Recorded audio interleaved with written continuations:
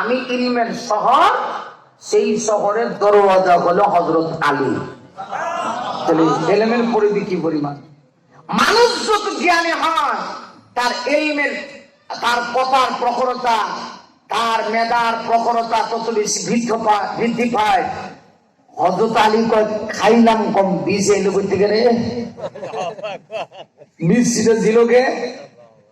একটু এদিক সেদিক তাকায় দেখে প্রত্যেকেই পরিমিত খাইছে, পরিমিত বেশি আছে সামনে, তাহলে বেশি দিল কে? হযরত আলী কয়, আমার শ্বশুর বিশ্ব নবীর দিকে একটু তাকায় দেখি তো। জানলে তাকাইছে, তাকায় দেখে নবীর সামনে খেজুরের একটা বীজও নাই। আলী কয়, বুঝছি, তাইলে এই কাজটা আর কেউ করে নাই, আমার নবী করছেন। কিন্তু সাহাবীরা তো মনে মনে হাসে আর বুঝছি আলী মারাত্মক পেটুক। আজকে আমরা যা খাইছি সবে মিললে যা খাইছে, আলী একা তা খাইছে। ডাবল খাইলো তো আরো বেশি, 3 ডাবল খাইছে। এত বেশি করতে গেলে আলীর সামনে এলো। হযরত আলী উচ্চালা উপস্থিত মজলিসের ভিতরে হযরত আলী আদব আজমত রক্ষা করে তিনি দাঁড়িয়ে গেলেন। দাঁড়িয়ে বলেন, ইয়া রাসূলুল্লাহ, নবী গো, অনুমতি দিলে আমি আলীর একটা কথা ছিল। রাসূল তখন মুস্কে হাসি দিয়ে বলেন, আলী কি বলবা বলো। আলী রাদিয়াল্লাহু আনহু, হুজুর একটু আগে আপনার দরবারে খেজুর আসলো, আপনি বললেন যার যে পরিমাণ মনে চাই খেতে, কোনো বাধা নাই, সত্য হলো বিচি সামনে রাখতে হবে। সবাই খা, বিচি সামনে রাখে, আমিও তো খাই, সামনে রাখি। একটু পরে আপনি বললেন কে কি পরিমাণে খাইছো। এমনি সাহাবীরা তাকায় দেখে সবার সামনে যে পরিমাণ বিচি দেখা যায়, এর চাইতে আমার সামনে ডাবল। এতে সাহাবীরা মাইন্ড করছে আমি মনে হয় বড় পেটুক। নবী মুস্কে হাসি দেয়া বলে, অবশ্যই, তুমি যদি পেটুক না হইতা তোমার সামনে ডাবল বিচি করতে গাইলো। হযরত আলী মুস্কে হাসি দেয়া, হুজুর আমি যে বড় পেটুক এটা আপাতত মানলাম, আপনার কাছে একটু অনুমতি তলব করতে চাই। অর্ডারটা দিয়ে দেখেন, আমি প্রমাণ করে দিব আমার চাইতে বড় পেটুক ভদ্র সাইজে আমার কাছেই বসা আছে। সুবহানাল্লাহ।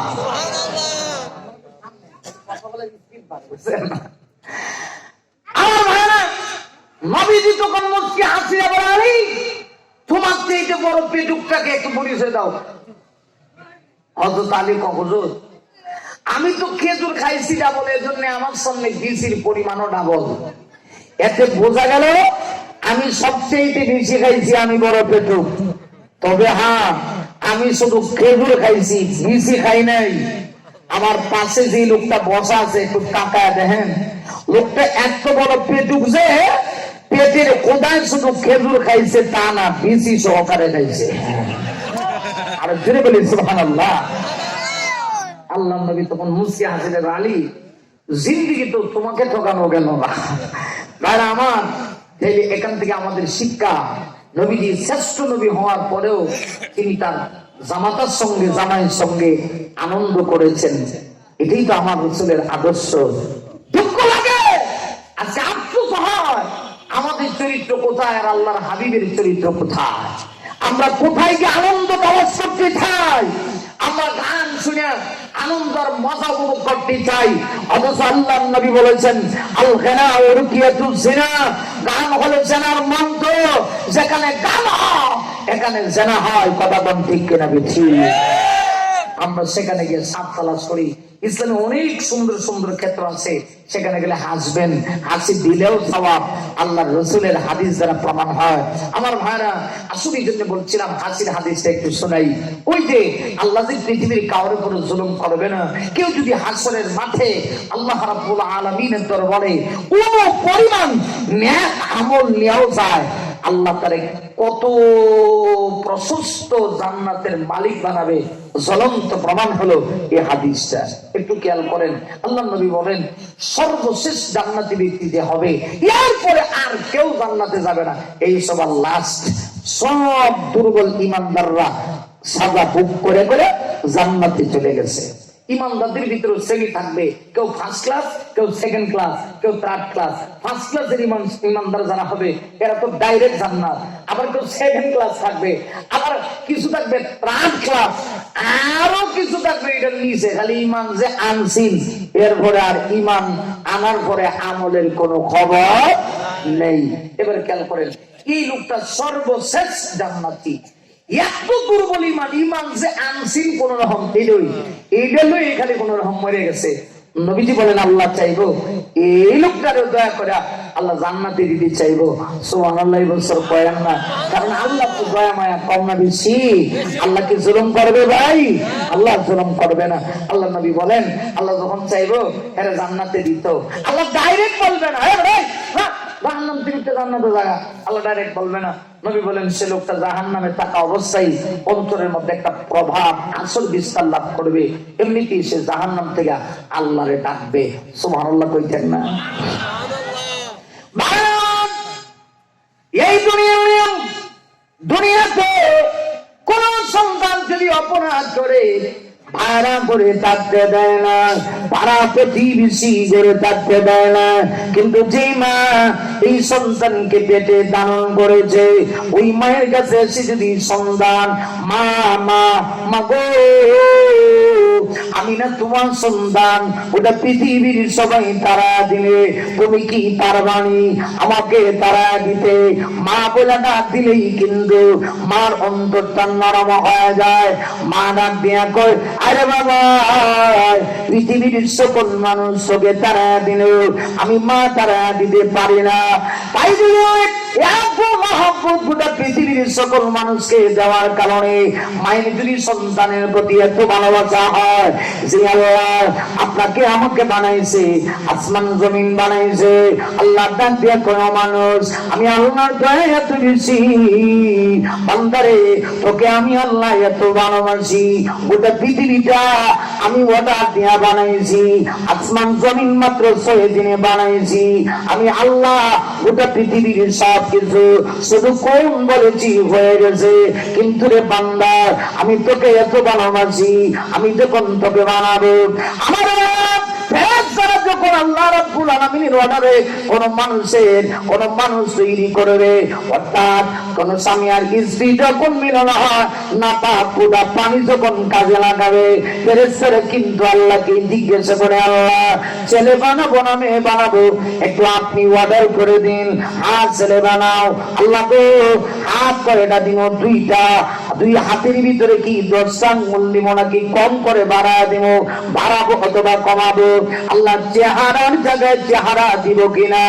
এইভাবে যখন ফেরেশতারা আল্লাহ কি প্রশ্ন করে আল্লাহ ফেরেশতাদেরকে জবাব দেয়া কয় ফেরেশতারা রে এত কিছু জিজ্ঞেস করার দরকার নেই, আমি আমার বান্দা সৃষ্টি করার বান্দার স্ট্রাকচারটা আমি আল্লাহ 50,000 বছর আগে লৌহে মাহফুজের ভিতরে আমি আল্লাহ এঁকে রেখেছি, ওই দিকে তাকাও আর যেখানে যা আছে সব ফিটিং করে দাও। তোদের ফেরেশতা তোমরা বান্দার চেহারা বানাবা না, আমি আল্লাহ আমার নিজের হাতটা দিয়া বান্দার চেহারা বান্দার কপালটা আমি আল্লাহ নিজের হাত লাগা বানাইতে চাই। খালাকতু বিয়াদাইয়া আমি আমার কুদরতি হাতটা লাগাইতে চাই, কেননা এই বান্দা তো এই কপাল দিয়ে আমি আল্লাহর সামনে সাজদা দিবে। আমার ভাইরা আল্লাহ রাব্বুল আলামিন এত দয়া কোন বান্দা যদি আল্লাহকে ডাকবে আল্লাহর কি দয়া না হয়ে পারে? ওই যে সর্বশেষ জান্নাতি ব্যক্তি জাহান্নামের ভিতরে থাকতে থাকতে আর বরদাস্ত হয় না, আল্লাহ চাইবে ওই লোকটাকে জান্নাতে দিয়ে দিতে। যখন যাবে নবী বলেন লোকটা জাহান্নামে থেকে অন্তরের মধ্যে একটা প্রভাব পড়ে যাবে, জাহান্নামে থেকে দেখি লোকটা আল্লাহকে ডাকতে শুরু করবে, ইয়া রহমান ইয়া রহিম ইয়া হান্নান ইয়া মান্নান, আল্লাহকে ডাকতে ডাকবে, আল্লাহকে ডাকতে ডাকবে। আল্লাহর কুদরতি রহমতি দুনিয়ায় জোশ মারবে। আল্লাহ ফেরেশতাদেরকে ডেকে বলবে ফেরেশতারা রে আমার বান্দা জাহান্নাম থেকে আমাকে এইভাবে ডাকে কেন? ফেরেশতারা বলবে আল্লাহ আপনার বান্দা আপনার সঙ্গে কথা বলতে চায়। আল্লাহর কুদরতি রহমতি দুনিয়া জোশ মেরে দিবে। আল্লাহ তখন বলবেন ঠিক আছে বান্দাকে বলো আমার কাছে কি চায়, বান্দা আমার কাছে কি আপনার করতে চায়। হাদিসে এসেছে তখন ওই বান্দা সুযোগ পায়া আল্লাহকে ডাক দেয়া কয় আল্লাহ গো আমি যে জাহান্নামে এসেছি এজন্য আপনার কোনো দোষ নেই, আল্লাহ আমি জাহান্নামে এসেছি, এই জন্য আপনাকে কোনো দোষ দিই না, কারণ দুনিয়াতে আমি ইবাদত বন্দেগী কিচ্ছু করি নাই। আল্লাহ আলেম ওলামাদেরও কোনো দোষ নাই, আমি আমার নিজের কারণে জাহান্নামে এসেছি। আল্লাহ ডাক দিয়া কয়, ঠিক আছে বান্দা, আর ফার্ম দেওয়া লাগবে না, কি চাইবি কর।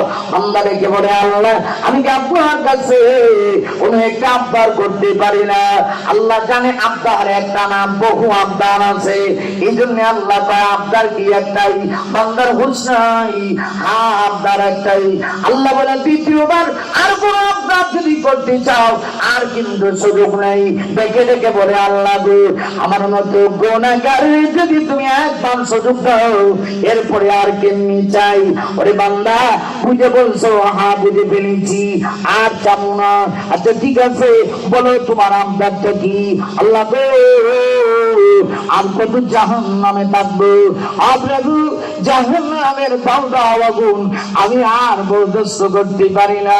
আল্লাহ তুমি কি পারো না আমাকে জাহান্নামের মাঝখান থেকে উঠায়া জাহান্নামের পিঠে নিয়ে দাঁড় করাইতে? আর জোরে বলি সুবহানাল্লাহ। কষ্ট হইতেছে আপনারা?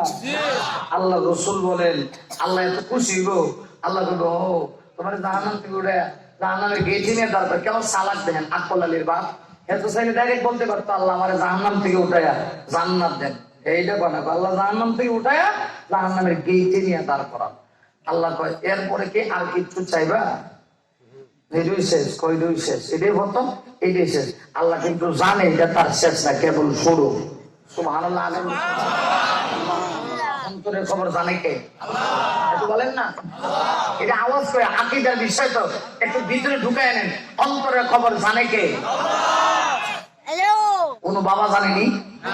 বাবা, বাবা তোর পরে গিয়েছে গান, কেউ ফিরে না খালি হাতি, খাজা তোর দরবারেতে হকুর হকুর মারে। আছে কিনা নাই? অন্তরের খবর একমাত্র জানে কে? আরো জুড়ে, يعلم خائنة الأعين وما تخفي الصدور।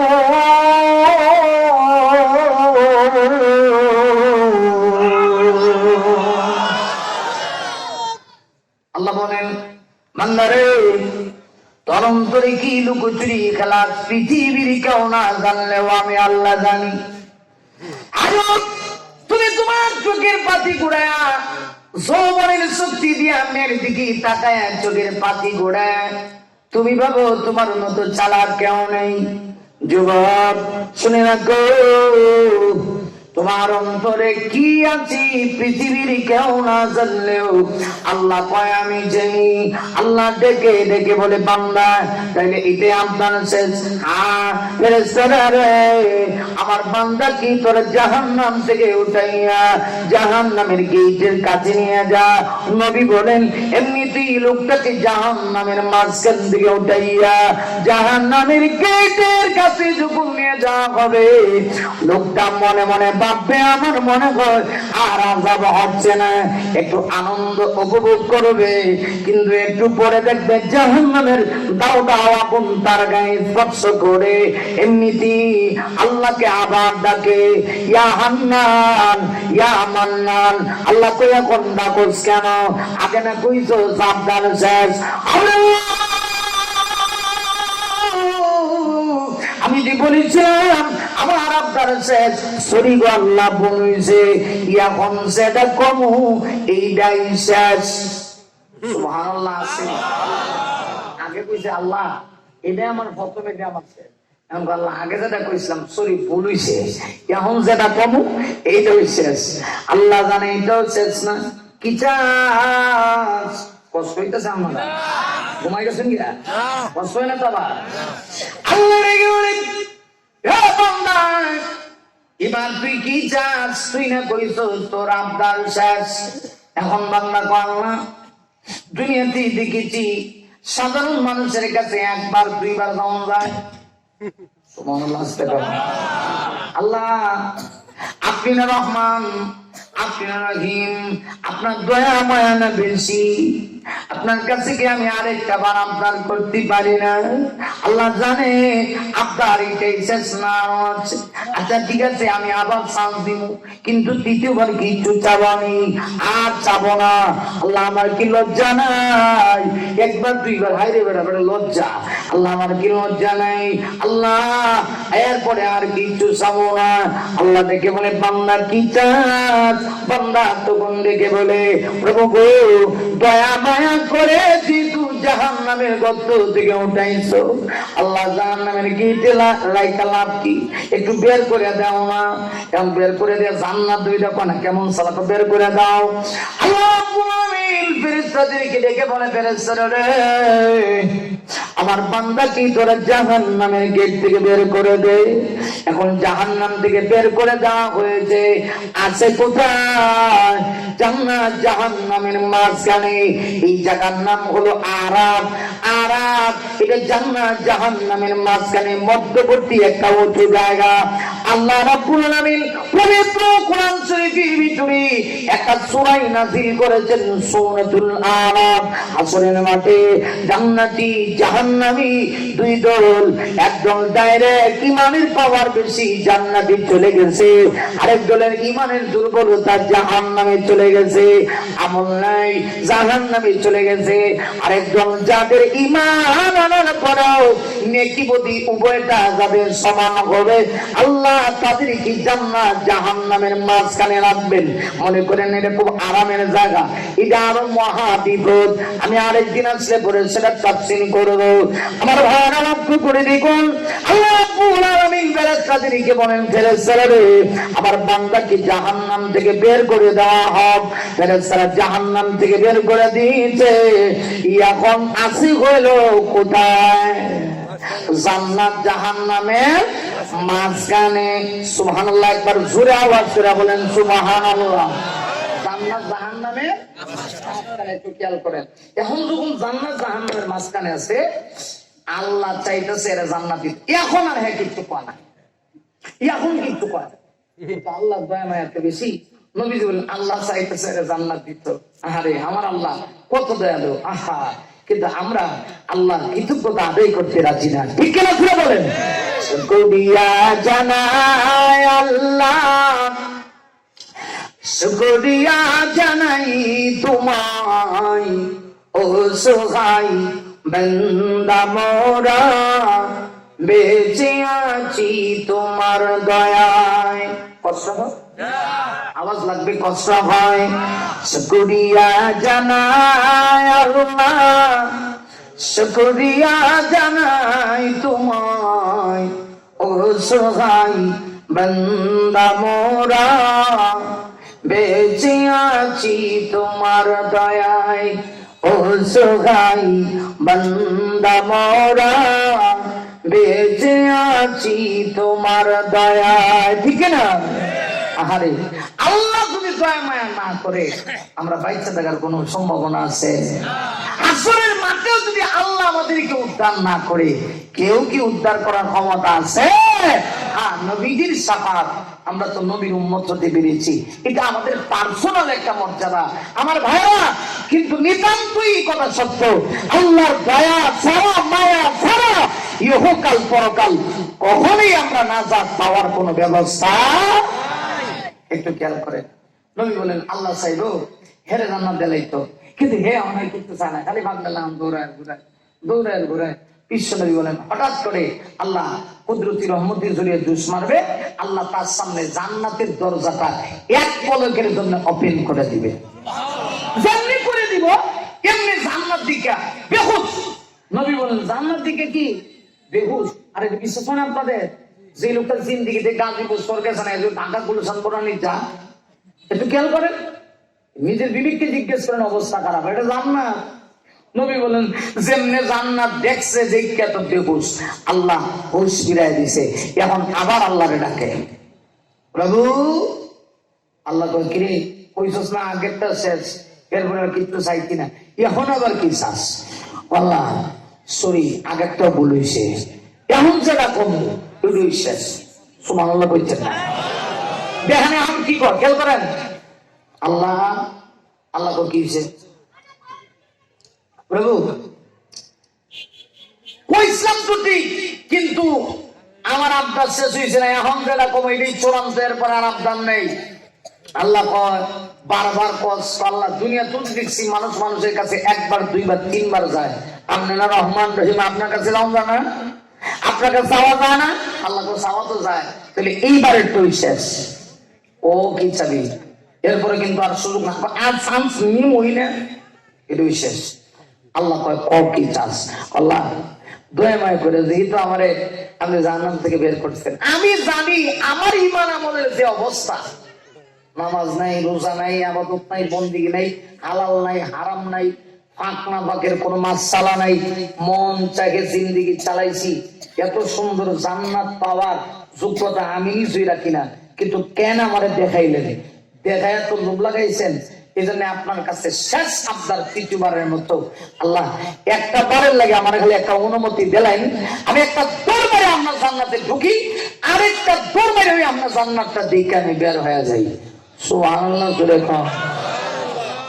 আল্লাহ কয় দেখি দেখো রে, এক দৌড় মেরে আমার জান্নাতে ঢুকবি, আরেকটা দৌড় মেরে জান্নাত দিকে বের হয়ে আইবি, যদি তুই না আস আপনার কি ক্ষমতাটা নাই, আমি যদি বের হয় না আসি, আপনি কাঠটা তুলে আমার বের করে দিবেন, সুবহানাল্লাহ মনে হয় নাই? আল্লাহ কয় কথা তো ঠিক, কিন্তু তুই কি আসবি তো? অবশ্যই, না আসলে আমার বের করে দেন। এখন দেখেন নবীজি বলেন, আল্লাহ তখন খুশি হইয়া ফেরেশতাদেরকে বলেন, ফেরেশতারা রে, তোরা আমার বান্দার জন্য জান্নাতের দরজা খুলে দে। আর জোরে বলি সুবহানাল্লাহ। যে মুহূর্তে আল্লাহর বান্দার সামনে জান্নাতের দরজা ওপেন করে দেওয়া হবে, বিশ্বনবী বলেন লোকটা 1000 মাইল বেগে একটা দৌড় মারে জান্নাতের ভিতরে ঢুকে পড়বে। জান্নাতের ভিতরে ঢুকে আল্লাহর সঙ্গে যে ওয়াদা করেছিল, নবী বলেন অবশেষে ওয়াদাটা ভুলে গেছে, জান্নাতে গিয়ে শুধু ঘোরায়, আল্লাহ ডাক দেয়া কর বাইরে বেরো, তুই না কইছস একটা তোর মানে ঢুকবি আর একটা তোর মানে বেরোবি, এখন তুই বের হয়। এখন বান্দা আল্লাহকে দেখে বলে, আল্লাহ গো ওয়াদা তো ঠিকই করেছিলাম, আমি ইচ্ছাও ছিল ওয়াদা ঠিক রাখবো, কিন্তু পারতেছি না, জান্নাতে আয়া আমার আরেকটা কথা স্মরণ হয়ে গেছে। জোরে বলি না আল্লাহু আকবার। আমরা দুনিয়াতে দেখেছিলাম